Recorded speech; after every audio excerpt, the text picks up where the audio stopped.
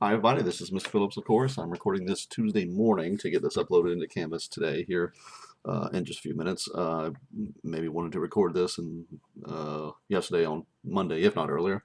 But hopefully I got my little announcement yesterday that a minor plumbing issue going on at the house. Over the weekend, I had on the side of the house outside, where the outside spigot is, and we have the, irrigation sprinkler system where all that plumbing is, the valves and everything. I kept hearing the sound of water running, but I couldn't see anything, and obviously it was wet anyway because of rain all weekend, but I could just hear it thinking, I think that sounds normal. Went out there yesterday, same thing, heard it again, and I was like, okay, this is definitely something's going on here. So I started rooting around in the ground with my toes, and just below ground level, I could see like a little jet of water spraying out of the vertical pipe of the main water leading into the house, and I just thought, oh crap, this is going to be an ordeal to deal with this. It was just a constant jet, little pinhole type hole in the pipe. So I started calling around. Didn't know if it was a necessarily a plumbing issue, sprinkler system issue, or both. So I, called a couple of companies to see, can you get out here today? And some people said yes, some people said no. Ended up getting, I think, Roto-Rooter to come out yesterday. So um, several hours with him working outside. They actually told me that based on what this is, since it's underground, he said, I would technically have to dig, and this would be called excavation, which means I'd have to charge you well over $1,000. He said, but since it's right there, if you are willing to do a little bit of digging with the shovel, then I can only charge you, several $100s to replace the pipe, parts and labor and time and everything. So I said, give me the shovel, to save myself $1,000. I'm willing to get down there and shovel out about 6 inches of soupy mud, and that's what I did for a little while. And like I say, I was helping out him out there for a couple hours, and end result $425. And several hours later, the plumbing is fixed. I was really concerned that it might be somehow leaking into the house, or that we'd have staining on the water. It's right here where where I physically sit all day. It's on the other side of this wall, which is an exterior wall. So I was worried that the carpet would be ruined or something if it started to leak inside. So none of that has happened. None of that happened. It stayed outside, but it was most of the afternoon ordeal to get it all fixed. And like I say, $425. That's exactly what I wanted yesterday. Anyway, we are starting. Y'all are starting the fourth essay, the Core 4 essay this week, the argumentative, persuasive essay. This recording right now is just an intro. It's just the weekly update to get us going to kind of hit the reset button as we always do. Y'all turned in hopefully the cause and effect essay last night. I will hopefully knock on whatever wood I can find, wood particle board desk. Start getting those graded. If not today, then certainly tomorrow. Get those to you as soon as possible. Get that turn around as fast as possible.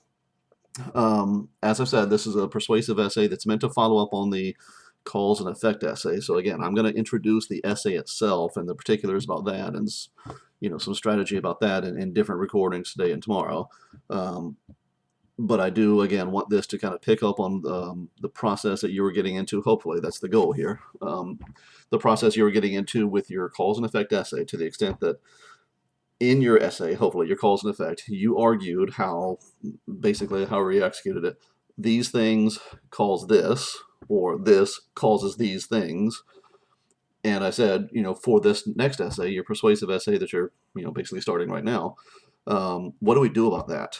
Once you've established that these things cause this, is this a good thing? Do we want these things to cause this? Because if so, that becomes your next essay. How do we make sure this happens?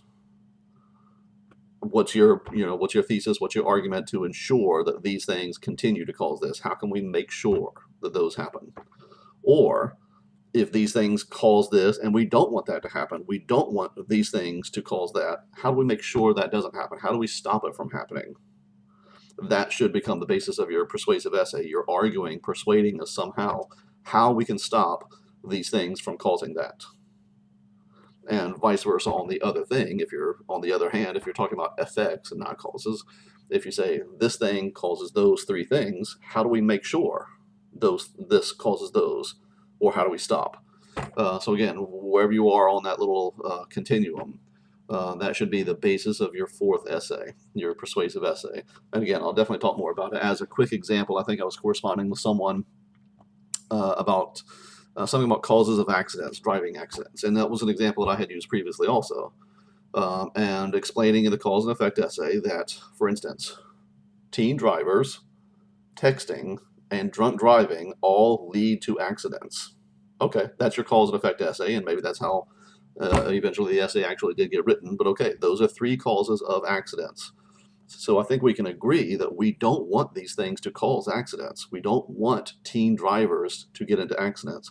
We don't want texting to get into accidents or texting drivers to cause accidents. So what do we do about that? And it becomes kind of a feasibility issue. Um, if we want to stop something, is it easier, more feasible to stop people from texting while they're driving? Or do we just assume, well, they're going to text and try to stop it from causing accidents? Because it's kind of one or the other. If we want to kind of snip that connection, break that connection, do we stop people from texting, or do we stop that from causing accidents? What would be easier to stop? If drunk driving causes accidents, do we try to stop drunk driving? Or do we just say, hey, some people are going to drive drunk, and let's figure out a way to keep them from causing accidents? Now, there's a feasibility issue. Is it easier to stop drunk people from driving, or is it easier to stop them from getting into accidents? That should become your 4th essay. As an example, that would become a way to get into your 4th essay. Me personally, I might think it's probably easier to stop drunk people from driving than it is to stop drunk drivers from getting into accidents. So that becomes my essay. How do I stop drunk people from driving? I can offer all kinds of solutions.